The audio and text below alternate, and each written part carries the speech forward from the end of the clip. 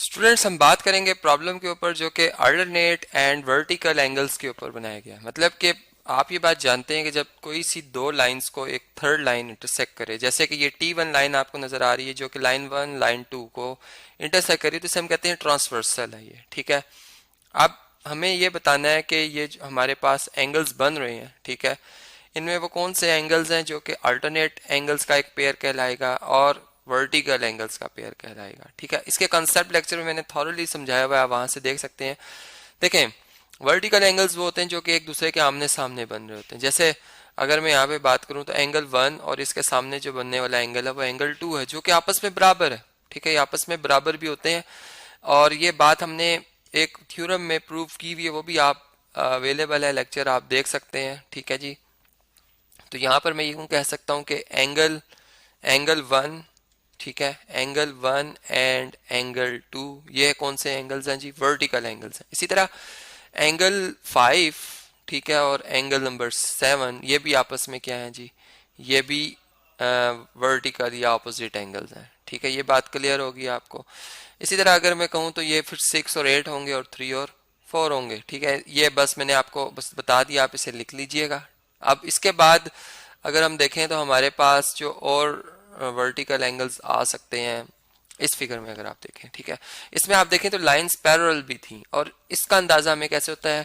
इसका अंदाजा हमेशा से होता है कि जब हम अल्टरनेट एंगल्स लेते हैं, अल्टरनेट एंगल्स वो होते हैं जैसे अल्टरनेट इंटीरियर एंगल्स भी होते हैं और अल्टरनेट एक्सटीरियर एंगल्स भी होते हैं। ठीक है, अभी मैं इंटीरियर्स की बात कर लेता हूँ कि जैसे एंगल नंबर 7 और 6 ये इंटीरियर एंगल्स हैं, मतलब कि दोनों लाइंस के कॉमन इंटरसेक्शन वाले एरिया में बन रहे हैं। ठीक है, इस वाले एरिया में बन रहे हैं। ठीक है, तो ये 6 और 7 एक दूसरे की डायरेक्शन अगर देखें, इस एंगल का इंटीरियर लेफ्ट पर है तो इसका राइट पर है। ठीक है, लेकिन ये अल्टरनेट एंगल्स, अब ये बराबर होते हैं तो उस वक्त लाइंस पैरेलल होती हैं। देखें इस केस में अगर आप, तो ये जो एंगल आपको नजर आ रहा है, चले मैं 2 की बात कर लेता हूँ, एंगल 2 और 5 ये बराबर नहीं है, इसलिए ये लाइंस भी पैरेलल नहीं है और ये नजर भी आ रही है, लाइंस पैरेलल नहीं है। ठीक है जी, तो इसी तरीके से अब इसमें जो वर्टिकल एंगल्स हैं वो एंगल 1 और 2 थे। ठीक है, और 3 और 4 है। इसी तरह 5 एंड 8 है, 7 एंड 6 है। ठीक है, ये बात।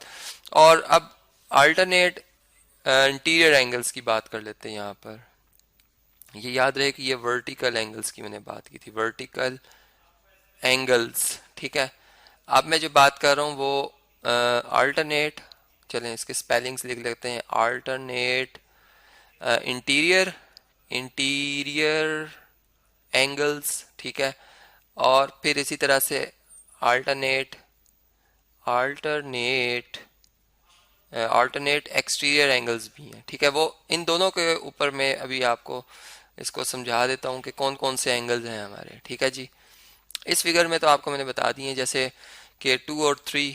ठीक है, एंगल 2 और 3 ये अल्टरनेट इंटीरियर एंगल्स हैं। ठीक है, अल्टरनेट इंटीरियर ए आई मैंने लिख दिया, ये ए आई। ठीक है, ग्रीन कलर में, इसका मतलब इन दोनों का पेयर बन रहा है। इसी तरह अगर आप 6 और 7 को देखें तो अल्टरनेट इंटीरियर एंगल्स हैं, अल्टरनेट इंटीरियर एंगल्स हैं। अच्छा, यहाँ पे अगर आप देखें तो ये जो एंगल 1 है और ये जो एंगल 4 है, ठीक है, अब ये एक्सटीरियर एंगल्स हैं, ये अल्टरनेट एक्सटीरियर एंगल्स हैं और ये भी अल्टरनेट एक्सटीरियर एंगल है। इसी तरह अगर आप देखें तो एंगल नंबर 5 और एंगल नंबर 8, ठीक है, एंगल नंबर 8 दोनों एक्सटीरियर हैं, दोनों अल्टरनेट एक्सटीरियर एंगल्स हैं।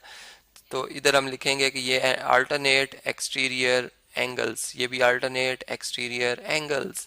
ठीक है, अब इधर भी हम लिख लेते हैं, यहाँ पर अब पेयर्स की फॉर्म में लिखेंगे हम। तो चलें जी, स्क्रीन को मैं थोड़ा सा ड्रैग डाउन करता हूँ, सही, यहाँ से थोड़ा सा मूव करते हैं अपनी स्क्रीन को राइट साइड पे, ये चलें यहाँ तक काफ़ी है। ठीक है, अब देखें यहाँ पर मैं अब लिखने जा रहा हूँ अल्टरनेट इंटीरियर एंगल्स। तो एंगल नंबर 2 और एंगल नंबर 5, ठीक है, इसी तरह यहाँ पर एंड लिख लेते हैं, एंड।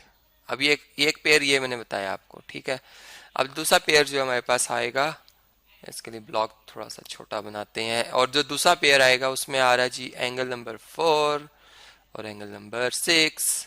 ठीक है, angle number 4 and angle number 6। और इसकी एक पहचान भी है, यहाँ पे इस तरह से एक जी की शेप बन जाएगी। ठीक है, या इस तरह की शेप बन रही होगी, ठीक है, मतलब ये या ये अल्टरनेट एंगल्स की पहचान है और इंटीरियर एंगल्स की पहचान है, ठीक है, ये इंटीरियर में बन रहे हैं, ठीक।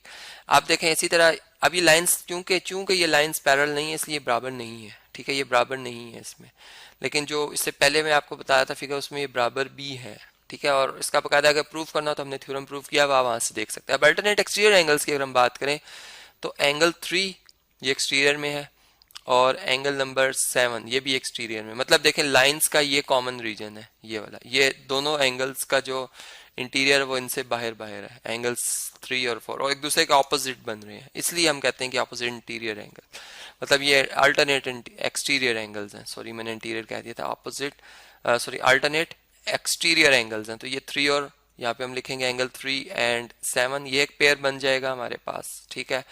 और इसी तरीके से एक और पेयर ढूंढते हैं जी 1 का, ठीक है, 1 एंगल 1 और एंगल नंबर 8, तो इधर हम लिखेंगे angle number 1 and angle number 8, तो ये हमारे पास एक और पेयर आ गया जो कि अल्टरनेट एक्सटीरियर एंगल्स का था। तो इस तरीके से आपने समझा इस प्रॉब्लम्स के जरिए, इस प्रॉब्लम के जरिए कि जो हमारे पास अल्टरनेट इंटीरियर एंगल्स होते हैं, एक्सटीरियर एंगल्स होते हैं, उनका क्या कंसेप्ट है, ठीक है, और कैसे हम एक बनी बनाई जो एक फिगर है उसमें इनको तलाश कर सकते हैं, इनकी पहचान कर सकते हैं।